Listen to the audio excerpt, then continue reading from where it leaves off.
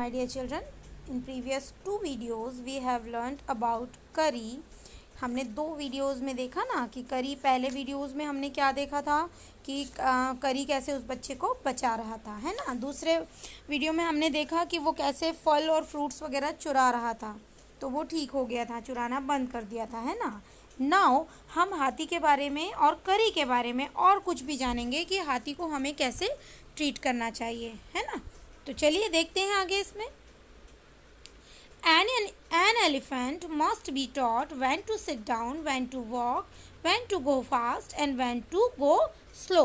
हमें हाथी को हमेशा सिखाना चाहिए, हाथी को हमेशा आना चाहिए कि उसे कब बैठना है, कब उसे चलना है, कब उसे फास्ट चलना है और कब उसे स्लो चलना है। You teach him these things as you teach a child. जैसे हम छोटे बच्चे को सिखाते हैं वैसे ही हमें हाथियों को भी सिखाना चाहिए। If you say धत and pull him by the ear, अगर आप उसे धत कहकर उसे कान से नीचे की तरफ बैठा लोगे, he will gradually learn to sit down. तो वो रोज बार बार इसी प्रक्रिया को आप दोहराओगे और बोलोगे धत और कान खींचकर उसको बैठा लोगे, तो वो कुछ दिनों में सीख जाएगा कि धत की मीनिंग, अगर मास्टर धत बोल रहा है तो हमें क्या करना है। Similarly if you say mali and pull his trunk forward, अगर आप उसे माली कहकर उसकी मतलब जो उसकी सूंड होती है उसको आगे की तरफ खींचोगे तो वो समझ जाएगा, he will gradually learn that it is the signal to walk, बिल्कुल समझ जाएगा कि अब मुझे चलना है। इस तरह से सिखाते सिखाते धीरे धीरे में उनकी हैबिट हो जाती है और वो धत और माली दोनों की मीनिंग समझने लगते हैं। करी लर्न माली आफ्टर 3 लेसन्स, है ना। करी 3 सबक में मतलब 3 बार में माली की मीनिंग समझ गया। माली मतलब उसको कैसे आगे चलना है। लेकिन but it took him 3 weeks to learn धत, लेकिन धत में क्या करना है ये सीखने के लिए उसे 3 सप्ताह लग गए थे। He was no good at sitting down, वो बैठने में बिल्कुल भी अच्छा नहीं था, मतलब वो जो अच्छे से बिल्कुल नहीं बैठ पाता था, बैठता था लेकिन उसको समझ में नहीं आता था कि अब धत है तो मुझे बैठना है। And do you know why an elephant should be taught to sit down, आपको पता है कि क्यों एक एलिफेंट को बैठना सीखना चाहिए। Because he grows taller and taller then you would take care of him, अब वो बड़ा से बड़ा होते जाएगा क्योंकि वो बहुत ऊंचा हो जाएगा, तो आप उसको so that when he is 2 or 3 years old, अभी तो वो 4 से 5 महीने का है, लेकिन जब वो और बड़ा हो जाएगा तो आप उसकी you can only reach his back with a ladder, आप उसकी जो पीठ होती है उसकी बैक पर उस पर सिर्फ एक सीढ़ी की सहायता से ही पहुंच पाओगे। It is therefore better to teach him to sit down by saying धत, इसीलिए उसे बैठना सिखाना चाहिए बार बार बोलकर धत, so that you can climb upon his back, ताकि तुम उसकी बैक पे आसानी से क्लाइम कर सको। For who would want to carry a ladder around all the time, क्योंकि आप बार बार तो उसके साथ सीढ़ी लेकर चढ़ नहीं सकते कि जितने बार भी उसकी पीठ पर अगर मान लो आपको धोना है, सफाई करनी है, तो आप बार बार सीढ़ी लगा के चढ़ोगे, इसलिए उसे बैठना आना चाहिए।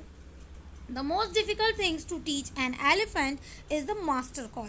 एक master call होती है, मतलब ये कि कब आप उसको अति जो आवश्यक होता है, बहुत ज़रूरी चीज़ें होती है, जब वो आवाज़ जो वो पहचाने कि मुझे मेरा मास्टर बुला रहा है। He generally takes 5 years to learn it properly, और एक हाथी को लगभग 4 से 5 साल लग जाते हैं उस आवाज़ को प्रॉपरली समझने के लिए। The master call is a strange hissing, a howling sound if a snake and a tiger were fighting each other and you have to make that kind of noise in his ear. जैसे कि एक हॉलिंग सा sound होता है हिस का, जैसे कि snack हिस करता फुसकारता है ना वैसे, और टाइगर कैसे आवाज़ गुर्राने जैसी आवाज़ निकालता है ना, तो वैसी आवाज़ उसका मिक्सचर एक आवाज़ होती है, वैसी आवाज़ आपको उसको लर्न करनी सिखानी होती है बार बार। And do you know what you accept an elephant to do when you give him the master call? और आपको पता होना चाहिए कि जब आप वो मास्टर कॉल उसको दे रहे हो तो हाथी को भी पता होना चाहिए कि मुझे अगर ये मास्टर कॉल आया है तो मुझे करना क्या है। If you are lost in the jungle and there is no way out, अगर आप कभी जंगल में खो जाएं और आपके पास बिल्कुल भी रास्ता ना हो कि आप बाहर निकल पाएँ, everything is black except the stars above, चारों तरफ पूरा अंधेरा हो जाए, सिर्फ आपके ऊपर बिल्कुल तारों की रोशनी रहे, you dare not to stay very long anywhere. आपके पास इतनी मतलब वो डर, आप मतलब एक डेयर नहीं है किसी आपके पास कि आप पूरी रात लंबा समय वहाँ तक गुजार पाएँ। The only thing to do then is to give the master call। तब आपके पास एक ही रास्ता बच जाता है कि आप उसे मास्टर कॉल से बुलाएं। And at once the elephant pulled down the tree in front of him। और तुरंत से ही आपका हाथी जो है आपकी आवाज़ सुनकर उन पेड़ों को उखाड़ कर अपनी सूंड से नीचे गिरा देगा। This frightened all the animals away। और यही एक रास्ता बचेगा जब आपसे डर कर मतलब आपके आसपास फिर कोई जंगली जानवर नहीं आएगा। And the tree comes crashing down, monkeys wake from their sleep and run from branch to branch। और जब आप पेड़ उखाड़ोगे तो जो मंकीज़ होंगे, बंदर जो पेड़ के ऊपर सो रहे होंगे, वो पूरे डर कर दूसरे उसमें भाग जाएंगे। You can seeing the picture, ध्यान से देखिए इसमें जब वो सूंड से उखाड़ रहा है हाथी पेड़ को, तो देखिए ये बंदर जो हैं वो डर कर एक पेड़ से दूसरे पेड़ की तरफ भाग रहे हैं। Now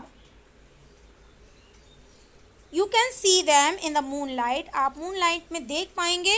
and you can almost see the stags running in all direction. अब फिर आप देख पाएंगे कि सारे जानवर जो हैं एक डायरेक्शन से दूसरे डायरेक्शन जा रहे हैं। You can hear the growl of the tiger in the distance. अगर आपके पास थोड़ी ही दूरी पे शेर के चिंगाड़ने की आवाज़ जो आती है, शेर की जो गुर्राने की आवाज़ जो बोलते हैं, वो अगर आ रही है थोड़ी दूरी पे, व्हेन ही इज़ फ्राइटेंड। और जब आप उसको मास्टर वॉइस से आवाज़ देने के लिए बोलेंगे, तो जब हाथी चिंगाड़ेगा ज़ोर से, तो वो शेर तक आपके आसपास नहीं आएगा और वो इवन ही इज़ फ्राइटेंड, वो डर जाएगा। Then the elephant pulls down the next tree. मतलब अब हाथी ने एक पेड़ गिराया, दूसरा पेड़ गिरा देगा फिर वो, एंड द नेक्स्ट, और एक के बाद एक जब वो पूरे पेड़ गिराते जाएगा, soon you will find that he has made a road right through the jungle straight to your house. तो आप देखेंगे कि हाथी ने पूरे पेड़ से उखाड़ के पूरे पेड़ों को नीचे गिरा दिया है और अब एक अच्छा सा रास्ता बना दिया है आपके लिए कि आप उस रास्ते को क्रॉस करके आप शहर की तरफ वापस अपने घर की तरफ जा पाएँ। Thank you dear children. Here I am completing the story. If you like the story, please like my video and I will provide you question answers in your PDF. Thank you everyone. Have a nice